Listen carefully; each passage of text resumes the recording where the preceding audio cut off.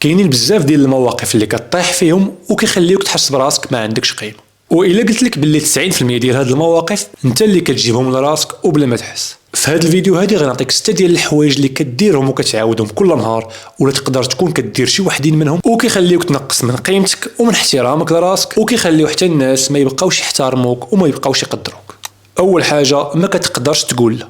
كتقول على كل شيء واخا انت تكون باغي تقول لا غير باش ترضي الناس وما يتقلقوش عليك، ولكن راك في اللحظه اللي كتقول فيها على شي حاجه اللي انت ما باغيهاش فراك كتقول لا لراسك وكتخسر راسك. وهذا الشيء مع الوقت كيخلي عقلك يفهم ويفهمك باللي انت ماشي مهم. ثاني حاجه كتقبل المعامله الخايبه. كتخلي الناس يعاملوك خايب ولا يدويو معاك خايب وينقصوا منك وانت غير ساكت ولا كتضحك بحال ما كاين والو. ولكن في الحقيقه فاش كدير هذا الشيء راك كتعلم الناس كيفاش يتعاملوا معك وكتخليهم يفهموا باللي هذيك هي المعامله اللي انت كتستحق. ثالث حاجه التسويف. كتبقى ديما تقول حتى الغدا حتى من بعد حتى نكون واجد وكيدوز الوقت وكيلقاك مازال غير في بلاصتك ومازال ما بديتي حتى حاجه. كيفاش بغيتي تحترم راسك والناس تحترمك وانت ما كتوفاش حتى بالكلمه اللي كتعطيها لراسك. رابع حاجه كتقارن راسك مع الناس. كتبقى حاضي الناس حياتهم النجاحات ديالهم ولكن كتنسى باللي راه كل واحد مكتب ليه الله واحد الطريق اللي غادي يدوز منها وكل واحد مكتب ليه الله الرزق ديالو.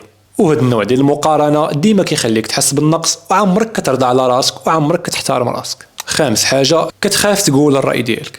كتخاف انك تقول الراي ديالك وسط الناس حيت كتخاف انهم ما يتقبلوش وما يبقاوش راضين عليك، ولكن الحقيقه هي انك كتقتل الشخصيه ديالك بشويه بشويه وكتولي كتبان انسان اللي ما عندوش شخصيه وحتى واحد ما غادي يحترمك. سادس واخطر حاجه كتبقى في العلاقات السامه. ما كتقدرش تحبس مع الناس ولا العلاقات اللي كينقصوا منك واللي كيكونسوميو الانرجي ديالك واللي ما كتحسش براسك كتطور وسط منهم.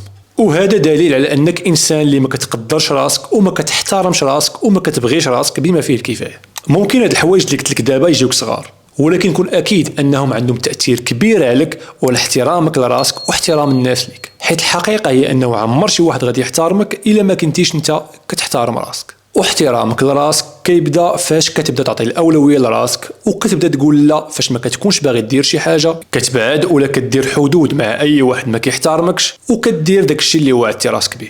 المهم هذا ما كان، كنتمنى ان الفيديو تكون عجباتكم وانسبيراتكم واستفدتوا منها شي حاجه. الا حتى نتوما عندكم شي حاجه اخرى اللي انا نقدر نكون نسيتها خليوها لي في لي كومونتير. نتلاقاو في شي فيديو اخر ان شاء الله. تهلاو.